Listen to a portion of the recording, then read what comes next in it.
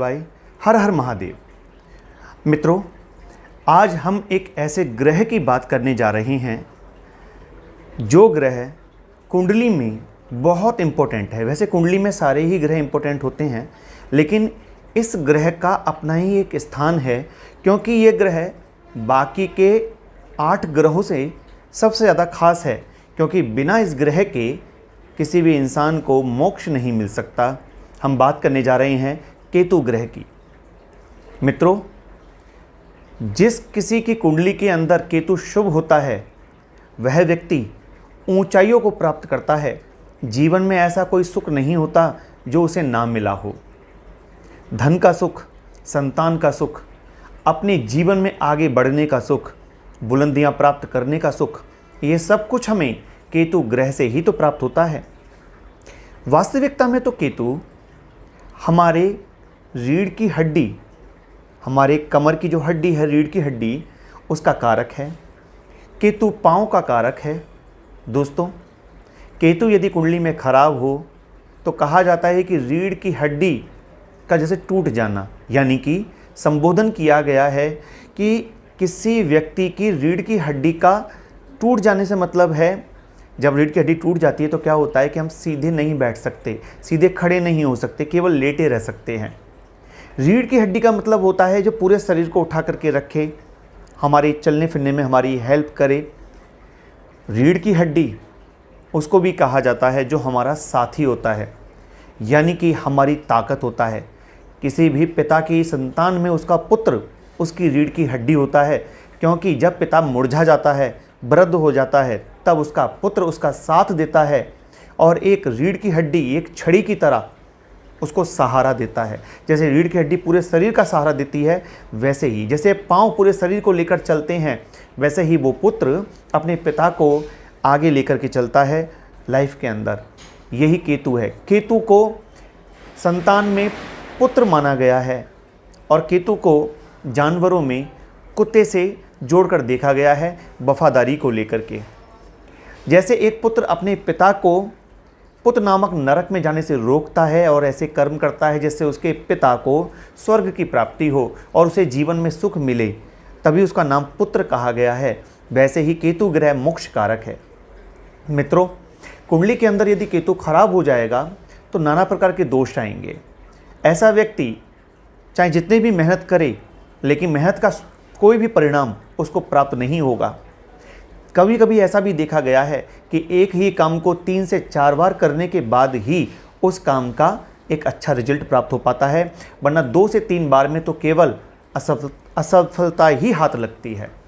दोस्तों, सफलता दिलाने वाला भी केतु है, क्योंकि केतु को जो सिंबल दिया गया है वह है एक झंडे का सिंबल दिया गया है, फ्लैग का, और वो तिकोना झंडा है केतु, और झंडा कामयाबी पर ही लहराता है।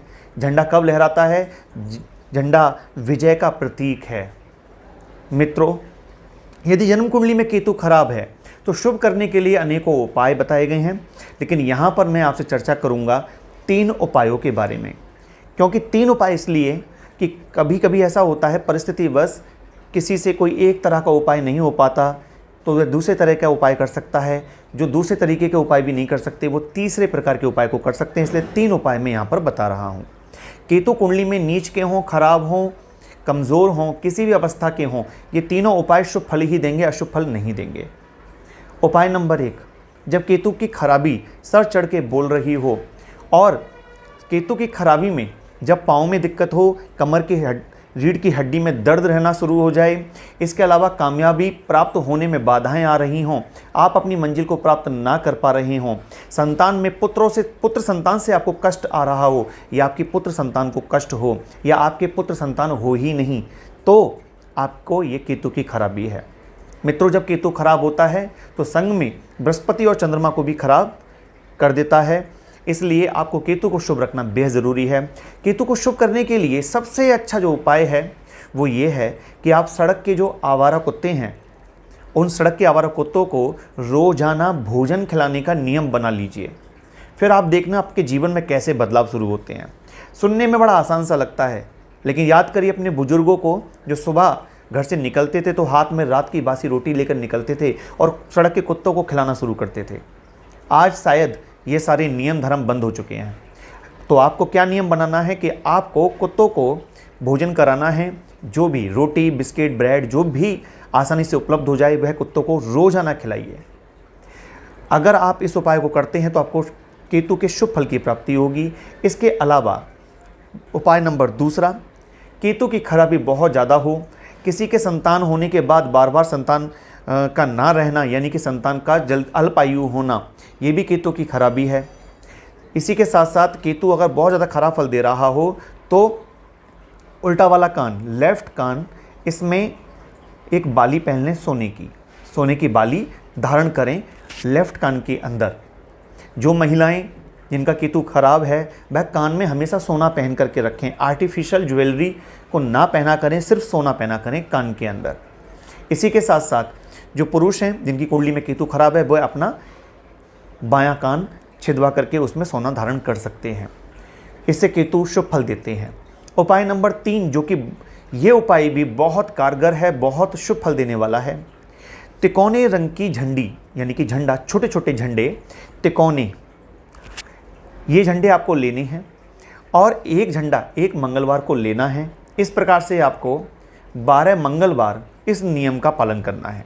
तो एक मंगलवार को एक झंडा लेकर के हनुमान जी के मंदिर में जाइए और वहाँ जा कर के उस झंडे को हनुमान जी के मंदिर की चोटी पर लगा दीजिए या किसी के द्वारा लगवा दीजिए।